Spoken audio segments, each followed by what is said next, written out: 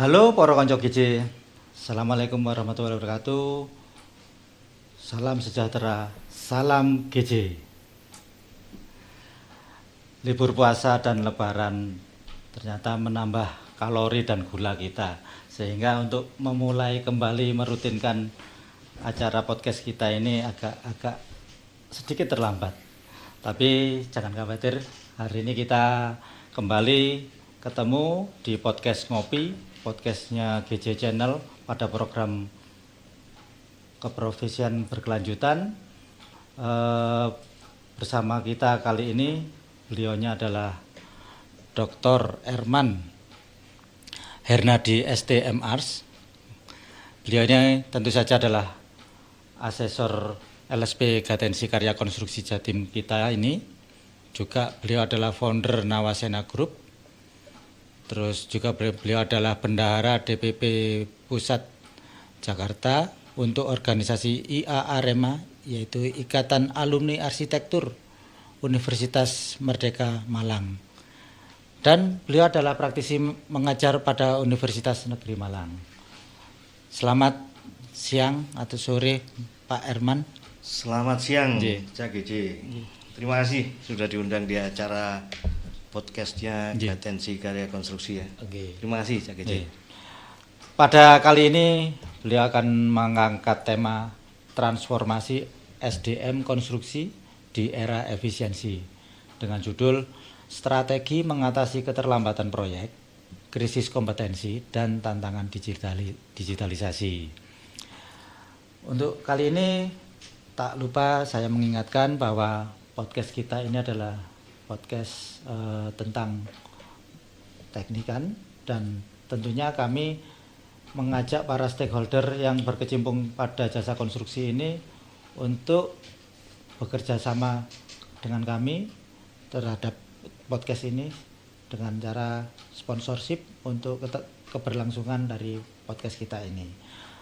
Bagi para stakeholder yang berminat, monggo nanti bisa menindaklanjuti dengan kontak person yang ada di flyer kita yang sudah kita sebarkan di WA group yang sudah ditayangkan sebelumnya. Terima kasih. Kita langsung aja masuk ke acara podcast ngopi ini. Jadi ngopi itu ngobrol untuk menambah kepintaran. Konsepnya adalah kita nih nanti jagongan santai. Kita nggak berniat untuk memberi dasar-dasar ilmu yang susah-susah. Kita berbicara secara praktis saja yang ada di lapangan. Jadi nanti monggo sambil jagong bisa dinikmati hidangan yang sudah ada di depan ini. Kita langsung masuk acara inti, Pak Herman. Mas GC. Untuk yang pertama kalinya kita mau menanyakan mengapa isu transformasi SDM konstruksi itu menjadi sangat penting saat ini. Iya, jadi isu transformasi SDM ini kita melihat bahwa fenomena yang terjadi sekarang ya, fenomena yang terjadi di dunia konstruksi saat ini, terutama masalah efisiensi, karena sesuai dengan program pemerintah saat ini adalah efisiensi dari semua lini ya, semua lini. Nah, kenapa transformasi sumber daya manusia itu penting? Karena kita menilai bahwa permasalahan sebuah proyek atau penyelesaian suatu proyek itu tidak hanya terkendala hanya di material, biaya, terus metode kerja, tetapi banyak dipengaruhi oleh ketidaksiapan dari sumber daya manusia yang mau menjalankan proyek. Kurang lebih seperti itu. Jadi tidak siap dalam hal apa? Tidak siap dalam hal banyaknya tingkat keterlambatan proyek yang sedang dikerjakan saat ini. Yang kedua, masalah efisiensi anggaran akibat tekanan ekonomi nasional. Apalagi sekarang lagi rame isu BBM naik ya. Oh iya, BBM naik. Akhirnya merambat ke semuanya, naik semua. Ya, terutama kita yang berada di dunia konstruksi. Seperti itu. Terus berakibat kemana? Otomatis margin profit dari sebuah usaha jasa konstruksi akan semakin menipis. Nipis. Iya, iya. Berdasarkan pengalaman Pak Herman nih, penyebab utamanya keterlambatan proyek itu apa? Banyak faktor ya, Iya, iya. Kak GJ ya. Iya. Kalau kita ngomong faktor keterlambatan proyek, sebenarnya banyak. Tetapi saya pernah melakukan 2 kali penelitian tentang keterlambatan suatu proyek. Iya, Di penelitian pertama, saya menemukan bahwa faktor penentu daripada keterlambatan proyek itu ternyata bukan hanya material terus kondisi keuangan, tapi yang utama adalah sumber daya manusia. Dan Ya, di situ betul. saya temukan bahwa sumber daya manusia yang bagaimana yang mempengaruhi keterlambatan proyek paling besar ternyata ada di middle management ke bawah. Itu temuan di penelitian saya yang pertama. Terus di penelitian saya yang kedua saya perdalam lagi. Kenapa hal itu bisa terjadi? Itu lebih kepada kebutuhan daripada soft skill dari masing-masing sumber daya manusia yang kita gunakan di proyek. Itu kalau kita teliti perdalam lagi ya. Dan kebetulan itu ada bukunya itu. Iya, iya. Ini pesan sponsor. Gitu saja sih. Iya, tapi mengapa ya masih banyak kontraktor yang masih kesulitan menjaga ketepatan waktu melaksanakan proyek, mengerjakan proyek itu? Iya. Rata-rata kontraktor itu bersifat reaktif. Jadi saat ada permasalahan, disitulah permasalahan langsung diselesaikan. Padahal sebenarnya akar permasalahannya adalah di sumber daya yang ada. Kalau manusianya ini sudah kita tata sedemikian rupa dengan sertifikasi, dengan kompetensi, kita menempatkan orang yang benar. Di situ keterlambatan itu bisa diminimalisir. Lebih kepada ke arah kontrol, ke arah perencanaan sebelum dilaksanakan. Nah, kebanyakan itu enggak terjadi. Kita ngomong kondisi lapangan ya, kadang orang yang kita tempatkan pun juga tidak sesuai, rata-rata begitu. Sehingga ini sangat mempengaruhi proses jalannya konstruksi. Seperti itu. Iya. Nah, lantas korelasi atau seberapa besar pengaruhnya antara kita mempunyai SDM yang qualified dengan profitabilitas atau keuntungan perusahaan konstruksi itu sendiri? Ya, ini sangat-sangat erat ya antara profitabilitas dengan pengaruhnya ya, yang dipengaruhi oleh sumber daya manusia tadi. Contoh yang paling gampang itu rework atau pekerjaan berulang itu akan mengakibatkan kurangnya profitabilitas daripada perusahaan. Iya. Pekerjaan berulang ya, misal nih contoh paling gampang, kita menempatkan seorang tukang keramik misalnya. Seorang tukang keramik ini kompeten atau enggak dia dalam pekerjaannya, ini hal yang paling kecil. Jika tidak kompeten, maka mempengaruhi kualitas. Gitu. Terjadi bongkar pasang, penggunaan material bertambah, dan seterusnya pasti akan mengurangi profit daripada perusahaan. Kurang lebih gitu loh. Ya gitu. Yes. Berdasarkan kondisi Rupanya lapangan ya. semakin tune in kita ini.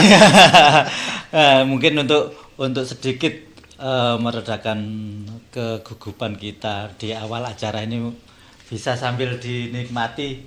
Monggo sekalian, ayo kita kopi dikit-dikit. Kopi Gatensi ya. Kuenya monggo, Mas. Pak Herman. Sambil menjelaskan sambil pegang kue enggak apa-apa. Kita kan ngobrol ini ya, Mas. Ya. Sekaligus ini ada break jeda, mungkin nanti suatu saat ada sponsorship bisa kita masukkan iklan pada waktu ini. Sekaligus saya juga mengingatkan kepada para konco GJ di akhir acara nanti kita akan membuka dialog interaktif. Monggo dipersiapkan pertanyaan atau saran atau masukan kepada kita untuk kita bahas bareng-bareng. Artinya ya kita membahasnya sesuai dengan sudut pandang kita. Entah terlepas itu salah atau benar atau kurang tepat atau itu tergantung dari pengalaman kita selaku praktisi di lapangan. Memang kita pengusaha pelaksana jasa konstruksi kan orang-orang lapangan semua ini Mas. Iya, betul. Jadi bukan akademisi yang biasanya bahas-bahas rumus-rumus dan sebagainya. Nanti dipersiapkan di akhir acara kita akan buka dialog interaktif. Ngoten, kita lanjut sambil berjalan podcastnya.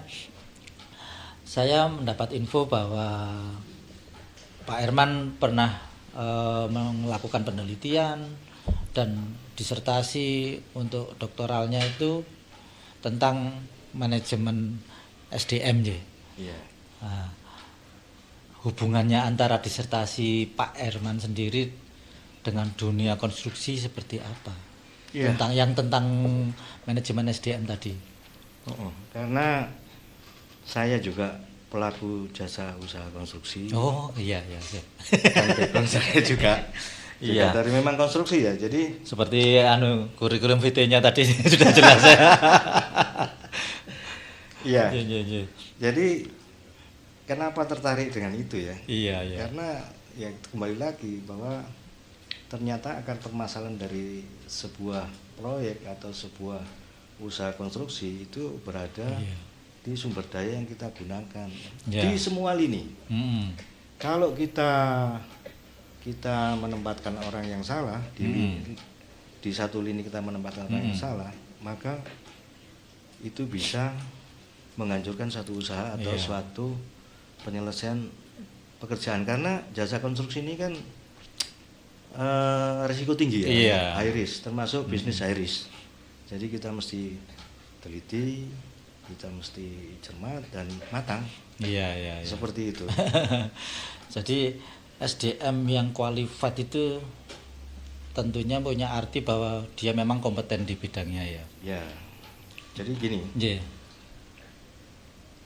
Kebanyakan yang kita lihat adalah sertifikasi itu hanya sebuah kertas. Iya. Yang tanpa diimbangi Iya, oleh sekarang kan jadi kompetensi. prasyarat ya. Iya. Orang yang kompeten atau qualified, SDM-nya qualified itu kan harus ada indikator ya. Indikatornya itu berupa sertifikasi tadi ya. Iya. Nah, betul. ini kan menjadi suatu persyaratan untuk melakukan pekerjaan konstruksi tadi. Nah, sampai saat ini seberapa efektifkah sertifikasi kompetensi tadi itu terhadap SDM tadi? Kita ngomong kondisi lapangan aja ya. Iya, kondisi lapangan. Secara Sebenarnya regulasi pemerintah itu sudah tepat bahwa diciptakanlah suatu indikator tentang kompetensi berupa sertifikasi dengan berbagai macam persyaratan. Tetapi dengan adanya itu, yang terjadi di lapangan adalah perburuan sertifikat ya. Sorry ya, saya ngomong perburuan sertifikat. Jadi orang itu hanya mencari sertifikatnya aja. Lah saya harap di Gatensi ini itu tidak terjadi. Dan saya yakin di Gatensi ini tidak terjadi hal seperti itu. Gitu ya. Jadi seandainya itu hanya merupakan syarat daripada lelang, terus ini nantinya akan hanya menjadikan sebuah kertas yang tidak ada kompetensinya. Ini sangat-sangat rugi buat perusahaan. Atau di dunia konstruksi yang saat ini berkembang, ini tidak bisa berkembang dengan baik.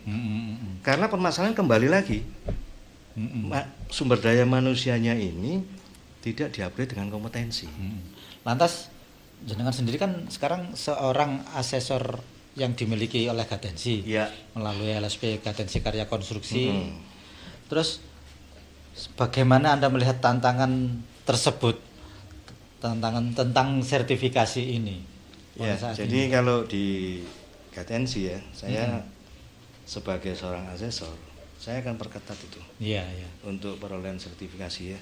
Dan memang selain fungsinya itu untuk memang uji ya, uji kelayakan, kita juga punya kewajiban untuk membina ya. Jadi kita juga ajarkan bagaimana yang benar sehingga sertifikat dari Gatensi ini keluar. Yang saat ini kita keluarkan itu dibarengi dengan kompetensi yang benar. Dan ini insya Allah sudah kita laksanakan ya. Iya. Terbukti beberapa yang kita keluarkan dari Gatensi ini sertifikatnya juga. Karena saya juga pakai sertifikasi ini. Ya, anggota juga dari Gatensi Iya. dan alhamdulillah sampai hari ini semuanya berjalan dengan baik dan lancar. Seperti itu. Lantas peran strategis seorang atau sebuah organisasi Gatensi itu dalam meningkatkan kualitas SDM konstruksi sendiri seperti apa? Peran Gatensi ya, yang diharapkan Gatensi Karya Konstruksi ini bisa menjadi motor penggerak untuk tujuan bisnis jasa konstruksi maupun pengembangan sumber daya manusia. Karena gini, sampai saat ini saingan kita itu bukan hanya di tingkat regional maupun nasional. Dengan adanya kebijakan yang baru, banyak perusahaan asing masuk. Nah, kalau kita tidak bisa bersaing di era global ini, kita akan tenggelam. Kita akan jadi penonton di rumah sendiri. Nah, ini kewajiban kita ya, kewajiban daripada LSP untuk upgrade daripada sumber daya yang kita punya. Itu melalui mungkin semacam pelatihan. Ya. Jadi mungkin bisa kita infokan pada para konco GJ, Gatensi sendiri juga mempunyai istilahnya aset-aset sebagai narasumber. Apabila membutuhkan pelatihan, kita akan berperan hadir di situ ya, bisa ya. Karena tujuan kita ya, memang tujuan utama kita akan membantu ya. Membantu untuk mencapai satu tujuan di dunia konstruksi yang lebih baik. Seperti itu. Itu Cak Gizi. Ceritanya begitu. Monggo sambil dinikmati ini. Sorry ya Kak. Kue-kuenya. Sebentar para konco GJ, kita break sedikit untuk meredakan situasi biar agak nyantai lagi. Seperti itu. Monggo kalau mencicipi kue-kue. Ini untuk yang berikutnya kita akan sedikit bergeser dari pokok bahasan. Ini kita sekarang akan mengarah ke adik-adik kita atau kader-kader penerus kita, yang terutama untuk yang di kampus, adik-adik yang baru lulus atau mungkin yang baru memasuki industri jasa konstruksi. Kan seringkali kita melihat munculnya atau timbulnya gap antara apa yang dipelajari di kampus dengan dunia industri yang sebenarnya di lapangan. Itu masih sangat ada perbedaan ya, gap seperti tadi. Nah, kenapa ini kok bisa muncul? Sangat terasa apalagi perbedaannya itu antara dunia kampus yang dipelajari secara akademis dengan real praktisi yang sekarang kita tekuni. Iya. Ini dari kacamata kita ya. Dari kacamata kita, perkembangan dunia konstruksi saat ini itu lebih cepat daripada kurikulum yang ada di kampus. Gitu. Jadi bukan daripada mungkin dosen atau apa yang tidak berkompeten, tapi karena dibatasi oleh itu tadi, dibatasi oleh kurikulum ya. Silabusnya itu aja. Sehingga yang didapat itu hanya dasar. Sedangkan kebutuhan industri konstruksi itu semakin hari semakin cepat. Sampai sekarang aja sudah AI sudah berkembang. BIM itu sudah merupakan satu kebutuhan, bukan satu pilihan loh ya. Karena kita kalau mau berkembang, mau bersaing, BIM ini harus dikuasai. Apalagi banyak teknologi baru yang muncul ya. Betul, ada ERP dan sebagainya. Nah ini kalau di kampus tidak bisa mengikuti ini, terjadi gap. Akhirnya apa? Mahasiswa keluar adalah siap di wisuda, tapi belum siap untuk kerja. Nah ini yang kita sayangkan.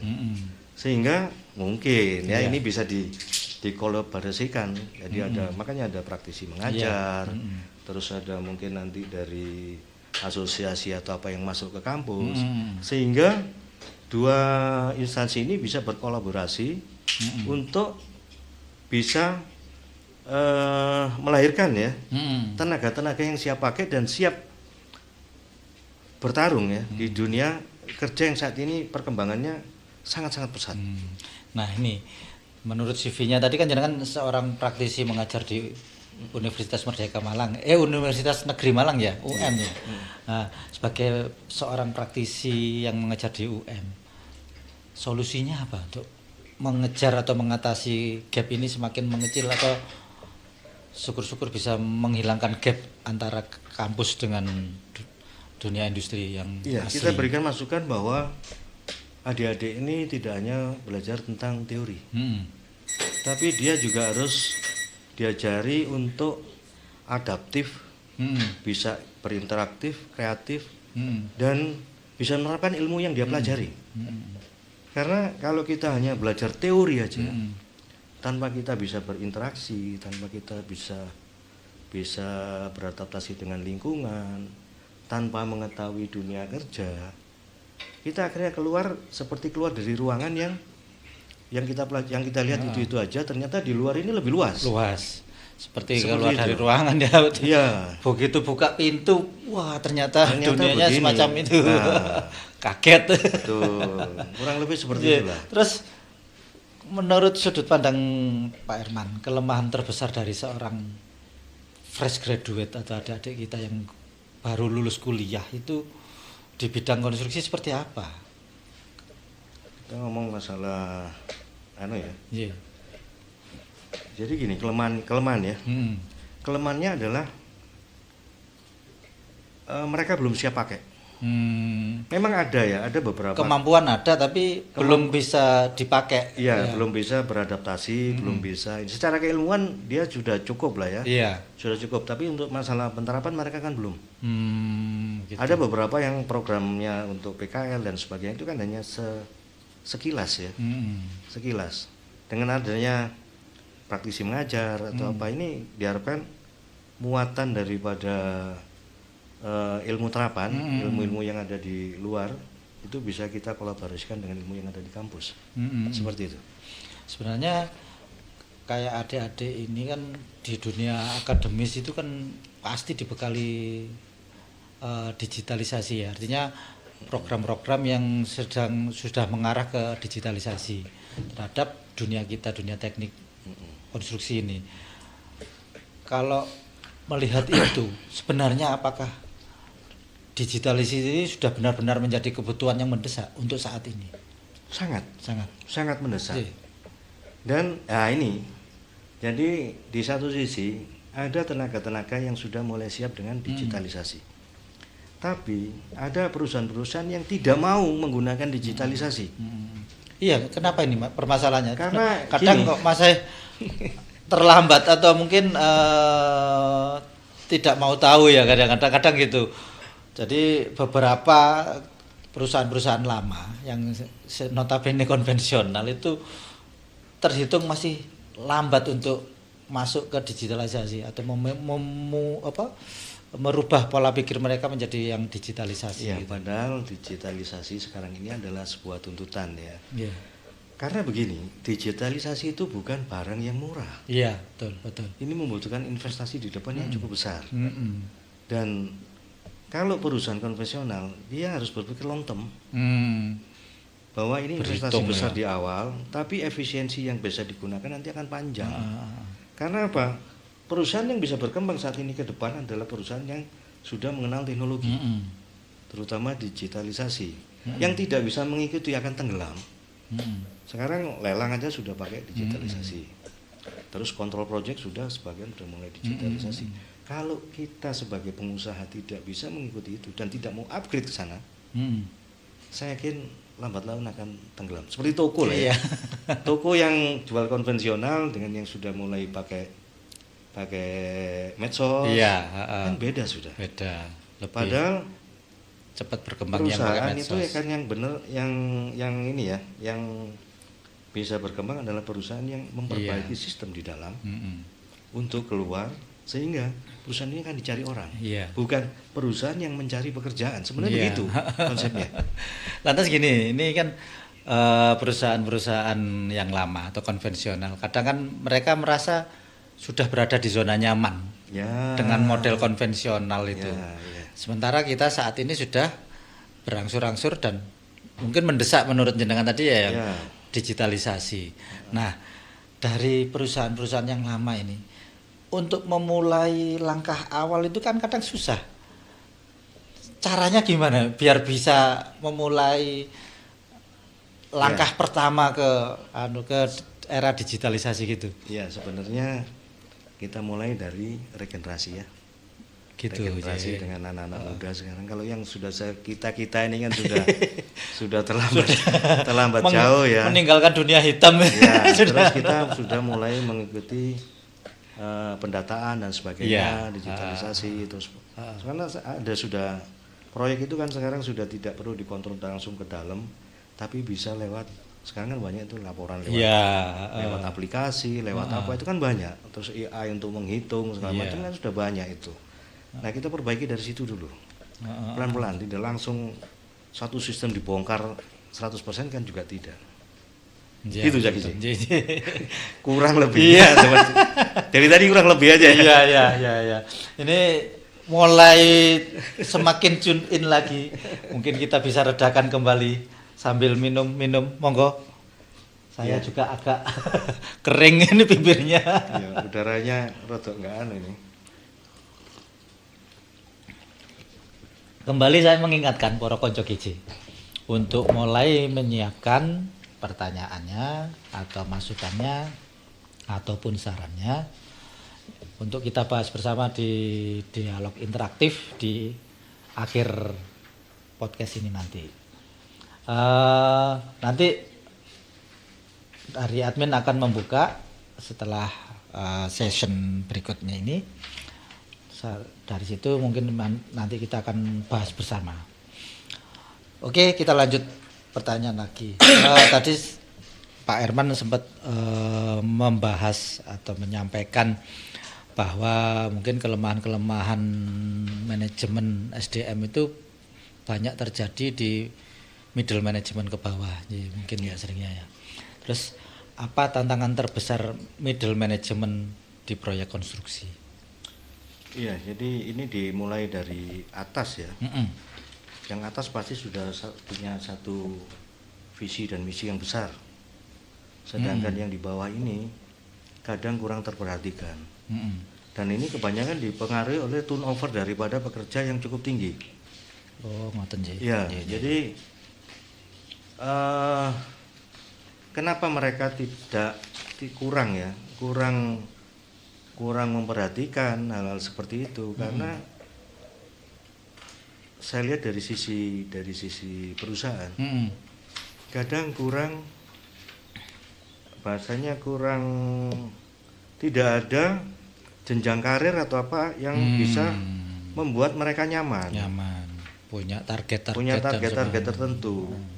Kalau satu perusahaan tadi sudah diperbaiki dari dalam, sumber dayanya sudah diperbaiki semua, dan dari middle management ke bawah ini sudah diberikan satu kenyamanan bahwa dia bisa berkarir, terus bisa dilakukan upgrade skill, bisa diikutkan pelatihan dan seterusnya. Ini akan timbul satu kepedulian terhadap perusahaan. Dan kalau sudah timbul kepedulian terhadap satu perusahaan, dia merasa memiliki, maka dia akan memperbaiki dirinya untuk bekerja lebih baik. Goal apa yang akan dicapai adalah goalnya dari perusahaan. Sebenarnya seperti itu. Kalau yang di bawah, saya ambil contoh lah, labor ya, tukang ya. Tukang bekerja satu proyek, dia bisa aja sewaktu-waktu pindah ke proyek lain. Iya.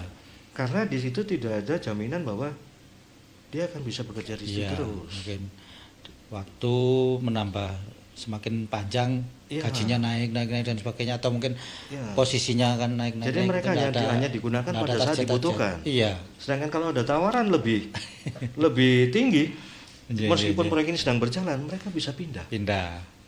Nah, ini tantangan merasa terbesarnya lebih dihargai di situ, akhirnya pindah. Nah, kebanyakan begitu. Sehingga rekonstruksi kadang di tengah juga turnover daripada pekerjaan ini cukup tinggi. Ini sering kali ya pada suatu struktur manajerial kita banyak temui. Ada person atau seseorang itu mempunyai kemampuan teknis yang bagus, tapi dia tidak punya cara kepemimpinan atau leadership yang bagus. Di satu sisi juga ada banyak punya kemampuan tapi tidak pada tempatnya, ataupun mungkin tidak bisa memimpin yang sebagus orang yang tidak berkemampuan teknis. Jadi sebenarnya seberapa penting leadership ini dibanding kemampuan teknis? Sama pentingnya. Sama pentingnya. Sama pentingnya. Kenapa?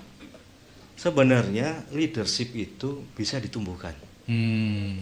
Jadi dari kata leader ya, leader itu tidak ada orang yang tidak bisa memimpin sebenarnya. Kita dari yang paling kecil aja, kita itu lebih bisa membuat program untuk diri kita sendiri. Dari pagi sampai sore kita bisa menyusun program, dan kita bisa memimpin diri kita sendiri untuk menjalankan program itu. Tinggal ini diberikan satu pemahaman bahwa bagaimana sih menjadi seorang leader. Nah, berkaitan dengan kemampuan teknis tadi atau kompetensi, kompetensi juga bisa diajarkan kok. Gitu ya. Bisa diajarkan karena semua itu ada ilmunya ya, ada caranya. Seperti kita hidup, ya dulu kita nggak bisa apa-apa, ternyata diajari begini dengan baik, dengan begini akhirnya kita punya kompetensi, punya kemampuan di situ. Ya, nah leadership tadi sama, ini pentingnya sama, tidak ada yang lebih tinggi ini. Kalau dua-duanya bisa berjalan dengan baik, kita menempatkan dengan orang yang tepat, insya Allah tujuan kita akan tercapai. Jadi mungkin kalau seseorang punya kemampuan teknis, terus ataupun punya kemampuan leadership, selama dia bisa mengerjakan sesuai dengan tuntutan pekerjaannya, itu bisa dibilang dia sudah profesional di bidangnya gitu ya. Bisa dikatakan gitu ya. profesional dan mengarah ke, karena tujuan akhirnya pencapaian. Iya. Ya, dikatakan sudah profesional apabila dia sudah mengerti dan menguasai profesinya untuk satu tujuan. Terus kalau gitu, bagaimana cara membangun budaya kerja profesional di perusahaan konstruksi? Nah, ini kita awali dari pimpinan tertinggi. Iya. Kalau kita hanya memerintah tanpa memberi contoh, ini tidak akan bisa membangun satu sistem di perusahaan. Kenapa? Karena mengajari sumber daya manusia itu yang paling baik adalah memberikan contoh. Orang memberikan contoh itu pasti dia bisa. Orang memerintah belum tentu bisa, Pak. Itu Jaki Zia, betul ya? Betul. Main perintah aja. Perintah ini, perintah itu, perintah. Ya. Betul. Jadi kalau mau sistem itu bagus, kita berikan contoh. Iya. Kita edukasi dengan baik. Iya. Dengan berbagai macam pengetahuan, dengan berbagai macam kemampuan. Kita adakan pembinaan, kita timbulkan rasa memiliki. Iya, betul. Kita timbulkan rasa bahwa dia punya kemampuan lebih. Iya. Dari situ nanti akan timbul sistem yang bagus. Karena misalkan itu tidak dipenuhi, bisa-bisa kan nanti banyak muncul turnover yang seperti jenengan sampaikan tadi. Iya. Terus pindah, tiba-tiba mengundurkan diri, resign dan sebagainya. Iya. Terus apa penyebab tingginya turnover tenaga kerja di proyek itu? Ya itu tadi. Jika rasa memilikinya kurang, terus ada tawaran yang lebih tinggi, karena persaingan proyek itu kan begini ya. Terutama proyek plat merah ya, bahwa turunnya itu dia akan bersama-sama di sekitar bulan yang sama dan berakhirnya di sekitar akhir tahun yang sama. Sedangkan jumlah tenaga kerja terbatas. Semua dituntut untuk selesai. Di sini akan terjadi persaingan tenaga kerja tadi. Nah, apabila ini tidak dibina atau perusahaan tidak mempunyai satu visi yang long term, pekerjaannya akan loncat-loncat. Nah, itu ya. Ya, itu yang menyebabkan kenapa yang satu bisa cepat, yang satu enggak, yang satu bisa ini, yang satu enggak gitu. Gitu, ya gitu. Terus mungkin sebagai pelaku pekerja di dunia konstruksi yang sudah mumpuni kawak Ya enggak. untuk mempertahankan talenta terbaiknya tadi yang sesuai, yang leadershipnya bagus, itu mungkin ada tips-tipsnya yang bisa di-sharingkan ke para konco GJ di mana saja yang melihat ini. Iya, kita yakinkan bahwa kita bisa memberikan satu jenjang karir yang baik. Nggih. Kita yakinkan bahwa kita bisa memberikan masa depan Nggih. buat mereka, Nggih. dan kita jamin mereka bisa berkembang. Oh, ngoten nggih. Artinya apa? Ya perusahaan kita ini harus berkembang dengan baik. Iya, betul. Kalau perusahaan kita tidak bisa berkembang baik, bagaimana dia bisa merasa aman dan nyaman? Iya. Seperti itu. Nggih. Tips yang bagus untuk para calon-calon pemimpin di dunia jasa konstruksi ataupun mungkin yang sudah beranjak di jasa konstruksi sudah lama, mungkin bisa dapat tambahan ilmu dari Pak Herman ini. Baik, para konco GC, sudah dibuka mungkin pertanyaannya. Admin, monggo. Kita mulai. Ini ada pertanyaan masukan dari Ning GC. Mungkin tidak kelihatan, ada di belakang layar. Ini ada pertanyaan. Jika semisal sistem apa ini sudah bagus, tapi target operasi ya TO. Turnover tetap. Jadi semisal sistemnya sudah bagus, tapi turnover tetap terjadi. Apa mungkin kita downgrade untuk sistemnya? Gitu. Mungkin pernah ada pengalaman semacam itu, Pak Herman?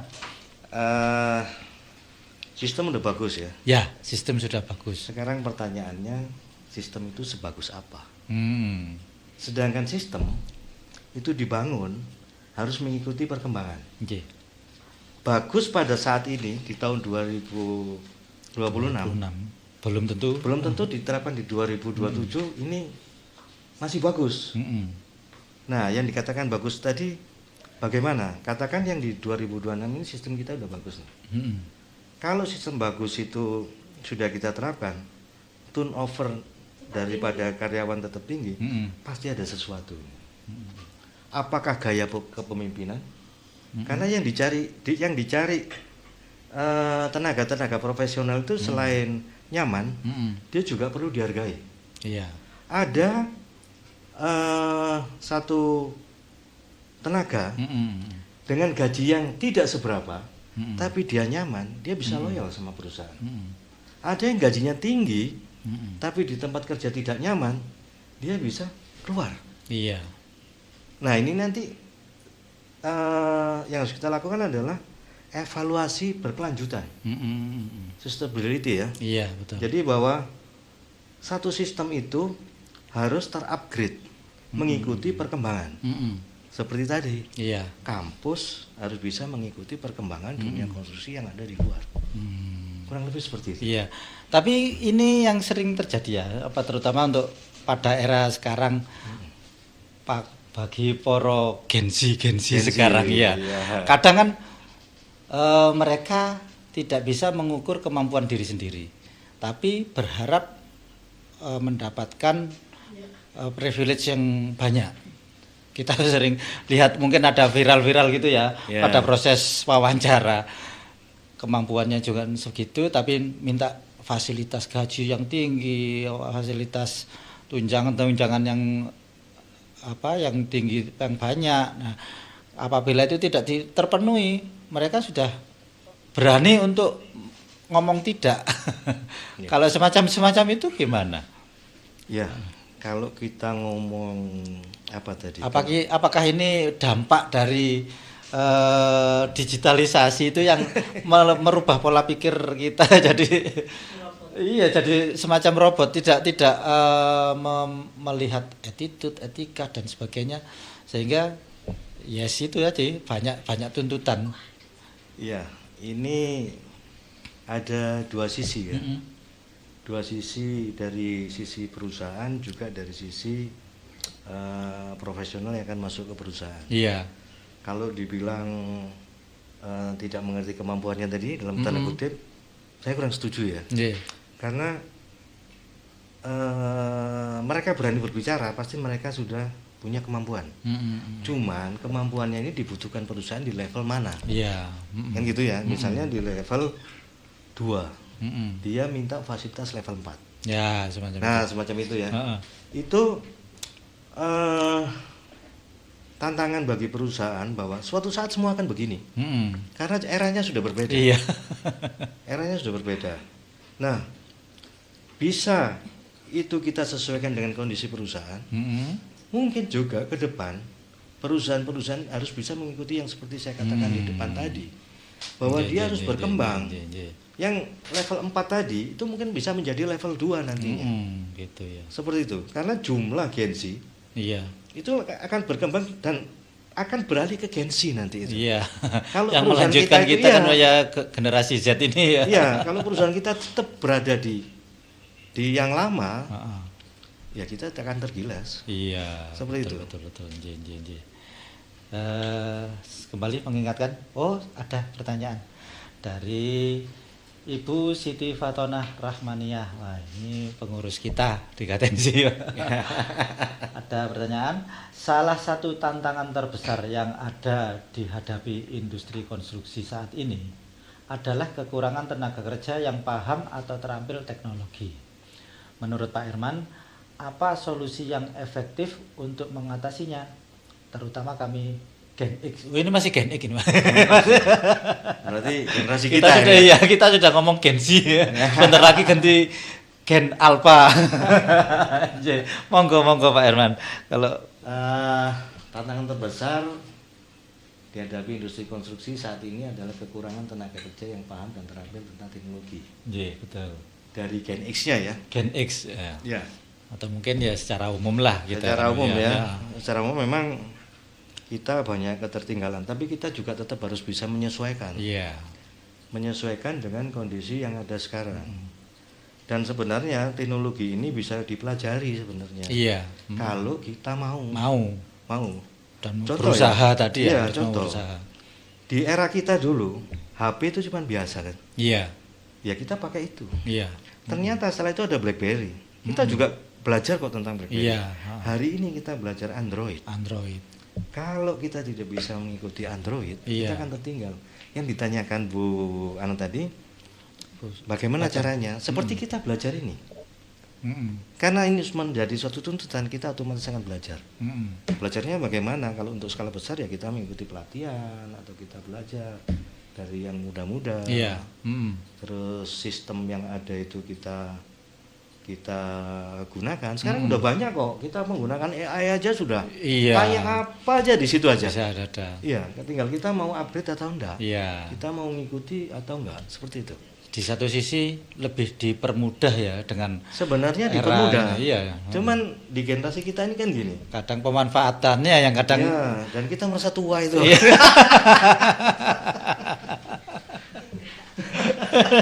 Yang sebenarnya teknologi itu nggak ada. Itu nggak ada. Neng GC nggak terima kalau sudah tua.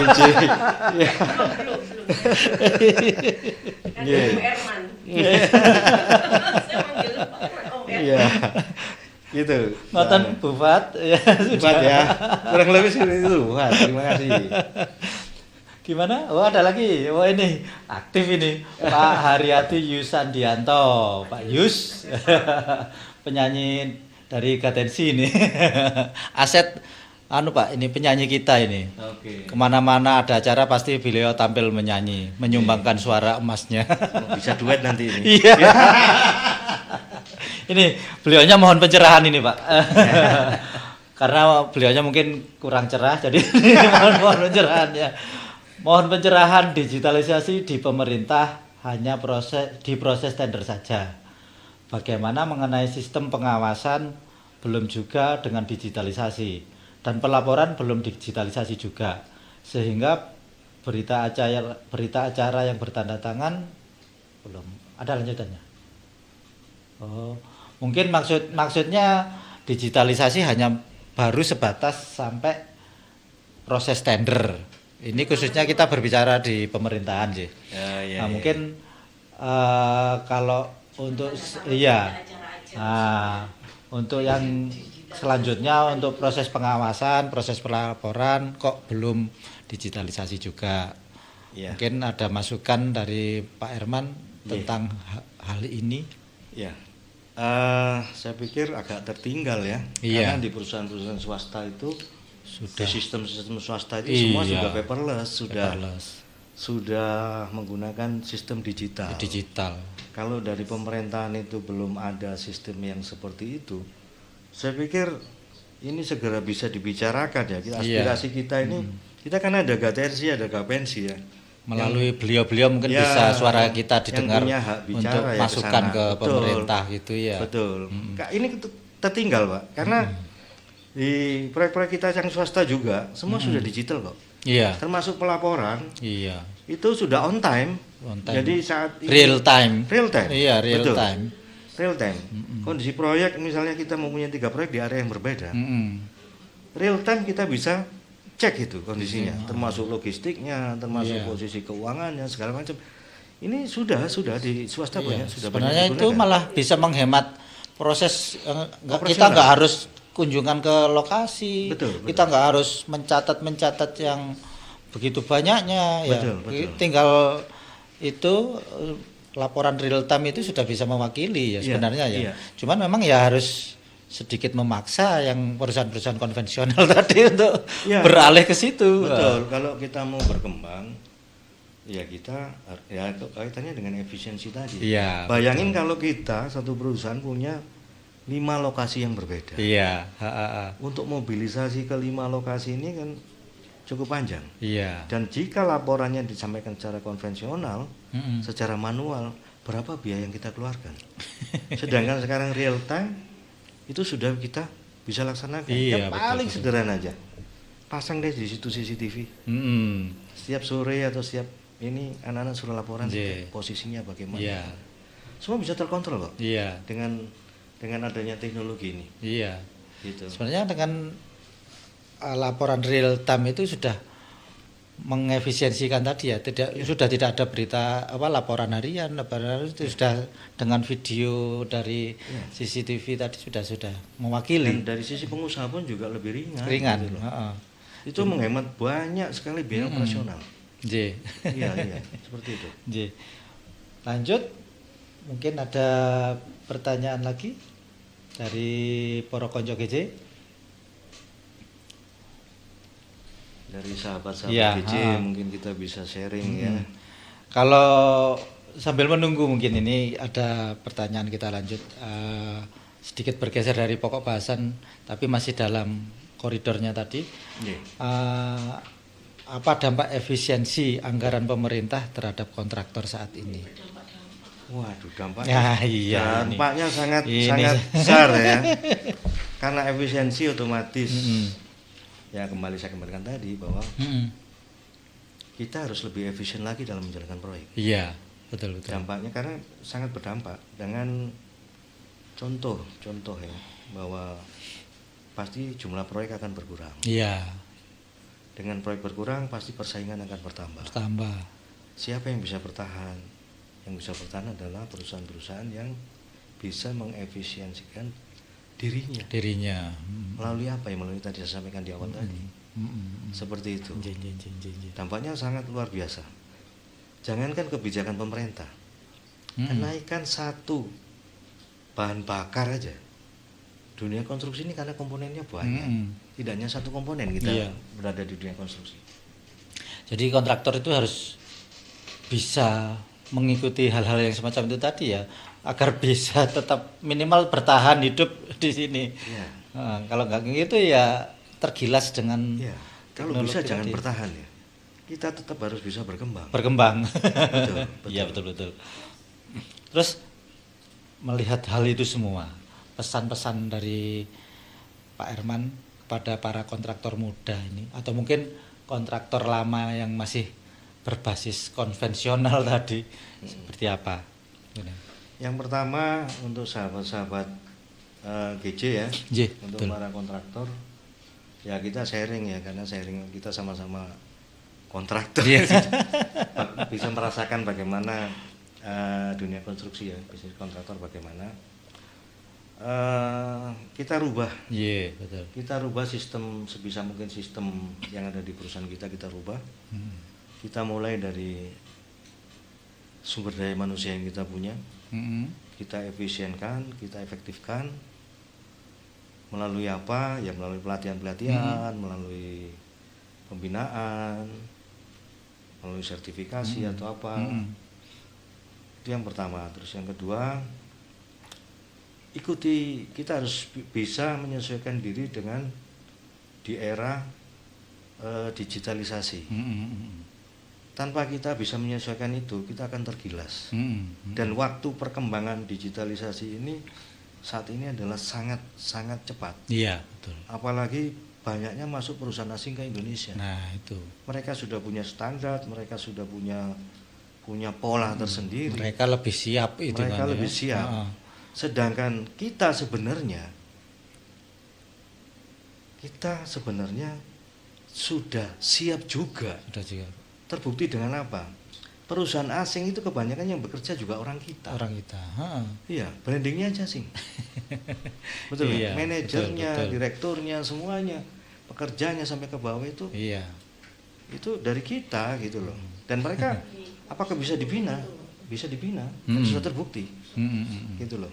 Kenapa kita tidak bisa bersaing? Ya kita harusnya bisa, dan kita bisa menyesuaikan dengan kondisi yang ada. Seperti itu, tetap semangat ya. Lantas kalau pesannya untuk mahasiswa yang fresh graduate tadi, terutama kan dia menghadapi gap tadi ya antara akademisi dengan dunia praktisi. Gimana?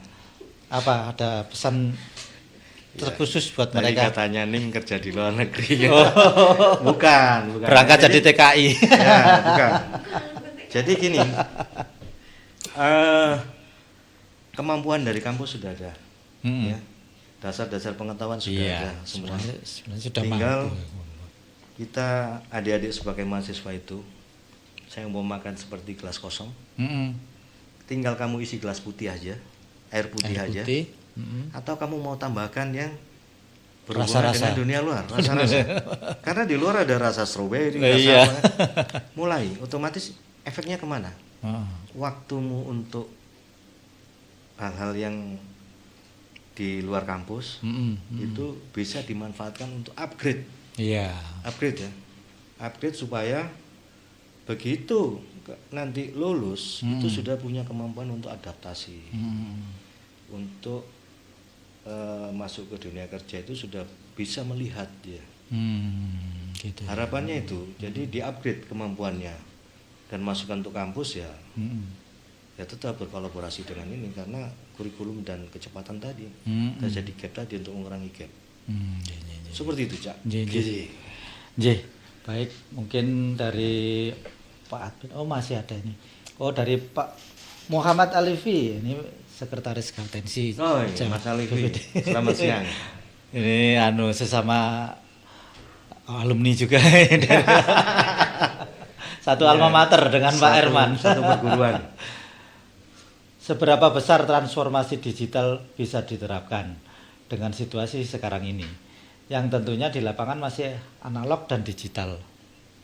Ya, sebenarnya transformasi digital ini bisa kita terapkan saat ini. Sudah bisa kita terapkan, tergantung daripada kita. Kita bicara analog itu dari mana? Kalau misalnya dari perusahaannya Cak GJ nih. Sudah dimulai dengan pelaporan, dengan sistem digitalisasi, itu sudah bisa dijalankan. Karena aplikasi juga sudah banyak kok sekarang. Betul. Aplikasi sudah banyak. Nah, kalau ditanya seberapa besar digunakan, ya sebenarnya sudah sangat besar dan sudah bisa digunakan.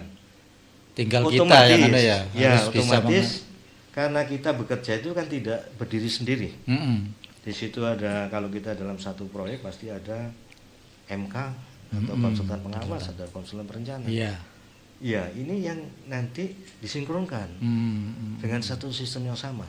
Kalau dulu ada ISO yang bisa menyamakan perusahaan satu dengan perusahaan lain sistemnya, kenapa digitalisasi tidak? Harusnya sama, dan ini lebih sangat bisa karena aplikasi banyak, sistem banyak, AI ada, harusnya lebih mudah. Betul. Seperti itu. Begitu Pak Alifi. Semoga bisa memenuhi pertanyaannya tadi. Ada lagi dari Pak Admin? Sudah? Nggak ada? Kalau sudah ada, kita sudah di penghujung acara ini Pak Herman. Ya, terima Nanti kasih. semoga di lain waktu, di lain kesempatan masih bertemu lagi, mungkin dalam bahasan yang lebih menarik lagi di kemudian hari. Baik, terima kasih. Nah, untuk para konco GJ juga, sebelum kita mengakhiri acara, sebagai prasyarat ke LPJK dan BNSP, untuk absen wajah, monggo semuanya aja diaktifkan kamera HP-nya atau laptopnya untuk di screenshot sama admin sebagai pelaporan. Monggo. Sebentar, masih di setting.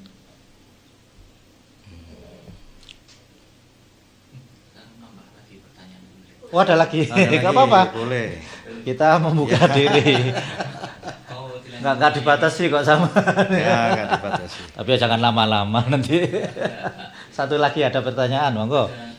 Oh, dua. Enggak apa-apa Pak Herman? Monggo. Siap, Kita monggo. berbagi ya, Iya, kita berbagi. berbagi. Ya. Semoga bisa saling menambah ilmu masing-masing. Monggo, dari admin bisa dibuka. Nah, ini dari Ibu Diah Ruliowati. Ini kayaknya juga satu alma mater ini. Ya.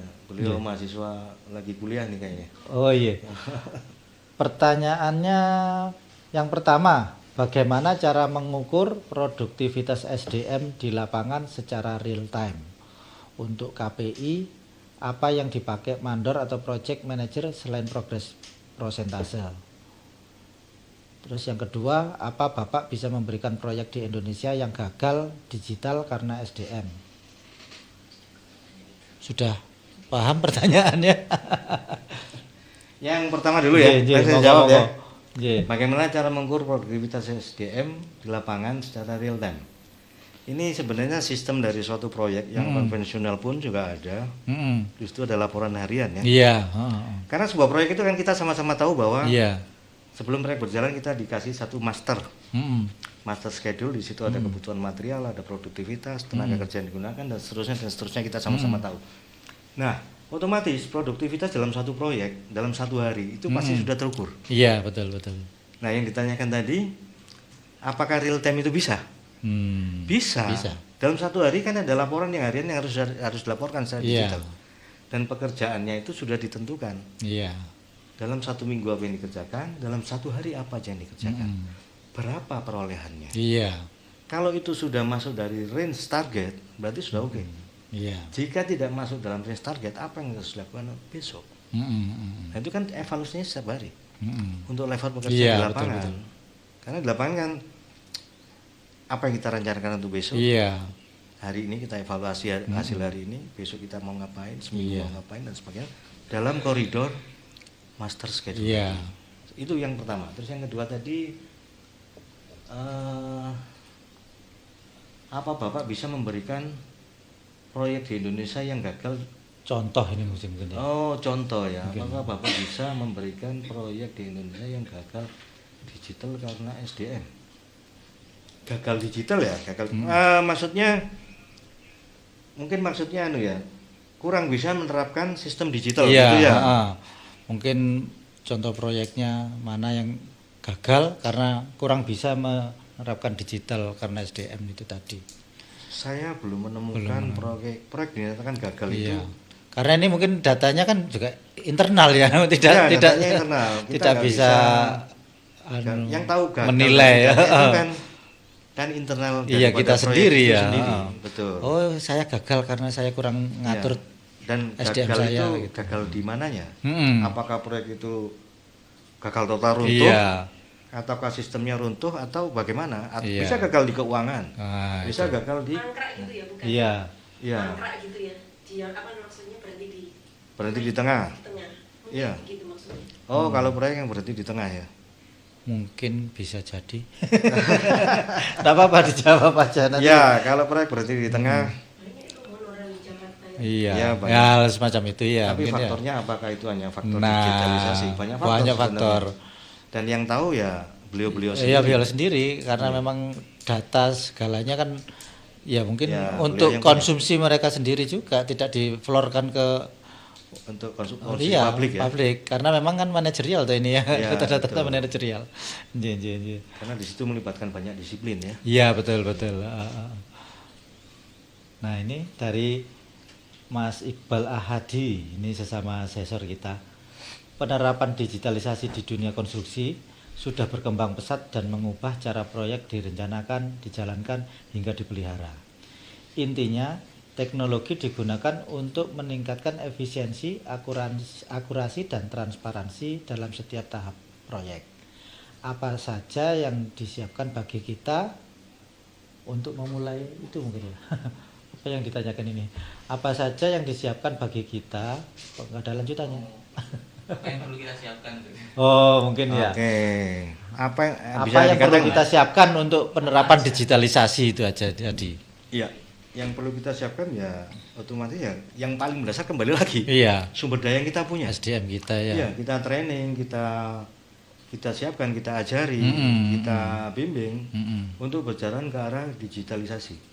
Dan memang benar bahwa sudah ada ini cara untuk kontrol suatu proyek Iya. digitalisasi mulai dari perencanaan sampai dengan maintenance ya, sampai dengan maintenance dari segala lini. Gitu ya. Itu sudah ada dan sudah Iya. banyak diterapkan. Jadi kalau apa yang kita siapkan, yang pertama adalah sumber daya yang kita punya. Iya. Yang kedua, sistem. Mm-mm. Sistem yang akan kita pakai untuk kontrol proyek tersebut seperti yang disampaikan tadi. Iya, betul.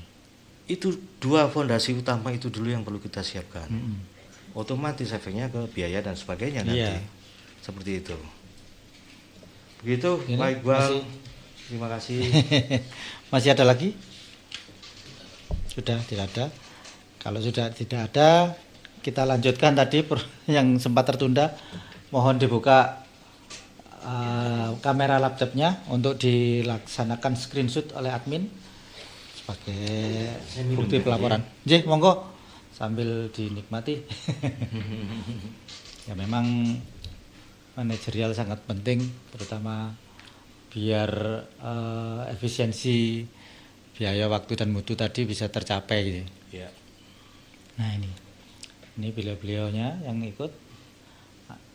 Sampai saat ini ada 32 ya, mengingatkan kembali sebenarnya ya, biar next time bisa kembali mengajak teman-temannya yang lain.